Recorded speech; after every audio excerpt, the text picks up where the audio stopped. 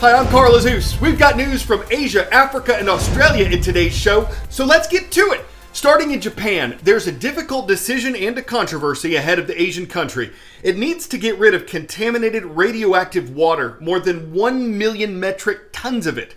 Japan plans to treat this water and release it into the Pacific Ocean. The water was used at the Fukushima Daiichi nuclear power plant. It was damaged back in 2011 when a powerful earthquake and tsunami swept over this part of Japan. The disaster cut off the nuclear plant's power and cooling systems, so to prevent its damaged nuclear reactors from melting down, Japanese officials had to pump in tons of cooling water.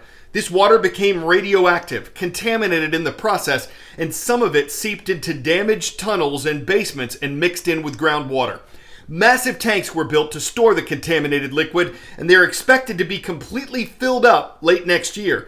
What Japan plans to do is remove most of the radioactive material from it and release it gradually into the sea. A radioactive isotope called tritium will remain in the wastewater. Japan's government says it has very low impact on people's health and that the concentration released will be lower than international standards. A United Nations official says this has been done before and that there's no harm to the environment, but local fishermen strongly oppose the idea. And China and South Korea, two of Japan's closest neighbors, have voiced, quote, grave concerns about it. They say Japan first needs to make full use of safe disposal methods and then needs to consult with them before emptying the water into the sea. The United States, a close ally of Japan, says the Asian country appears to have found an approach in line with global standards. If all stays on schedule, Japan will start releasing the water in 2 years. From Eastern Asia, we're taking you to Central Africa, where there are a lot of questions about the leadership and the future of the nation of Chad. This landlocked country of more than 17 million people has its share of challenges. The U.S. government estimates that more than 42% of Chad's population lives below the poverty line. It's struggled with terrorist uprisings and rebel groups that want to take over the Chadian government. And that government, a presidential republic, has just lost its president under mysterious circumstances. Apparently, he was killed while fighting with his army against a rebel group north of Chad's capital. What's happening here isn't confined strictly to Central Africa. The death of President Idris Deby, strongman of Chad for more than 30 years, will send shockwaves through capitals in the region and in the West. And it's a death in bizarre circumstances. Right after he was announced the winner of a disputed election for a sixth term, the former general and military tactician traveled north to the front line to visit troops battling a rebel push on the capital. On state TV, an army spokesman saying he died of his injuries. His son is now in charge. The Transitional Military Council reassured the Chadian people that all provisions have been taken to assure the peace, the security, and the Republican order. Long live the Republic, long live Chad. The president of the Transitional Military Council will be General Mohammed Idris Deby. For years, Deby has been a steady, if controversial, ally to Paris and Washington. The U.S. military has trained Chadian special forces and depended on its highly regarded but ruthless military to take the lead in the fight against terror groups in the Sahel and Lake Chad region. But Deby's closest ally was always France. It's where he got his own military training before seizing power in 1990.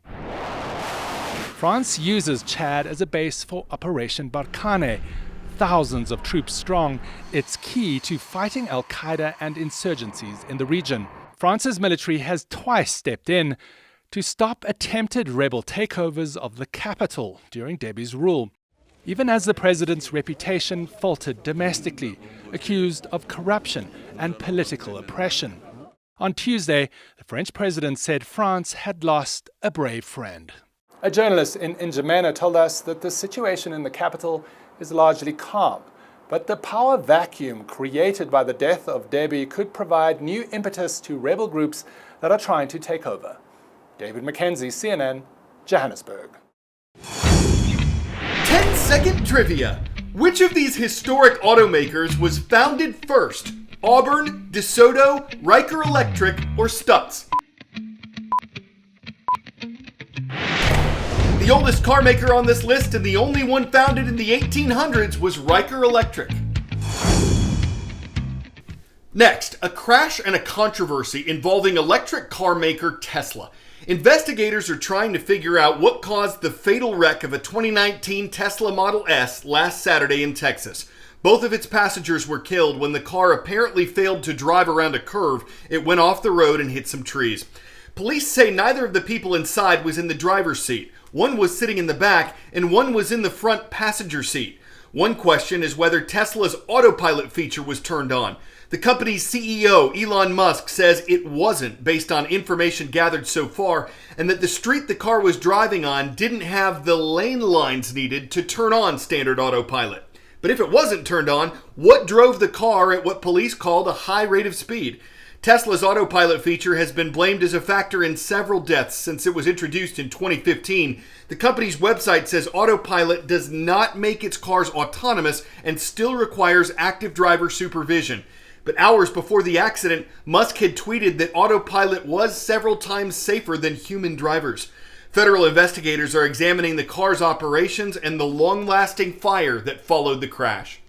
During the closures of COVID-19, Australia and New Zealand came up with the concept of a travel bubble, an international agreement that would allow people to go to certain selected countries without having to quarantine.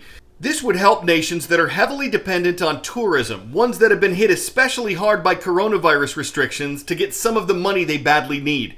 Different countries in Asia, like Thailand and Indonesia, were thinking about forming travel bubbles last year, but because outbreaks kept popping up in different places at different times, the bubbles didn't materialize.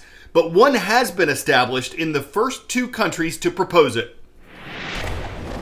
A travel bubble opening between Australia and New Zealand on Monday, with the first of 140 flights planned this week across the Tasman Sea, with no passengers having to quarantine on arrival. That offer previously was available to New Zealanders travelling into Australia. Now New Zealand returns the favour, making that one-way travel corridor into a two-way travel bubble. New Zealand says that will mean billions for its economy, with Australian tourist dollars targeted. And of course, families split by these border closures for over a year will be reunited again. It's really important. We're going back for Mike's dad's funeral, and we are taking this little guy to meet his family for the first time. So he's just 10 months old, so it's pretty exciting for us. There's no replacing the human touch and those human relationships. So we're looking forward to getting over to New Zealand, speaking to our people, making sure that their welfare is great, but also that our business continues to prosper. Both countries are entering into this agreement tentatively. Each say that they're willing to pop this travel bubble if there is an outbreak of COVID-19 on either side of the Tasman Strait. Both countries have had success with that sort of strictness when it comes to COVID-19. Just around 2,500 cases in New Zealand since the pandemic began, and just under 30,000 in Australia. That platform means the countries want to extend these travel bubbles further into the region. New Zealand wants to incorporate Pacific Islanders into its travel bubble. Australia has earmarked Singapore as a potential country that it could have a travel bubble with.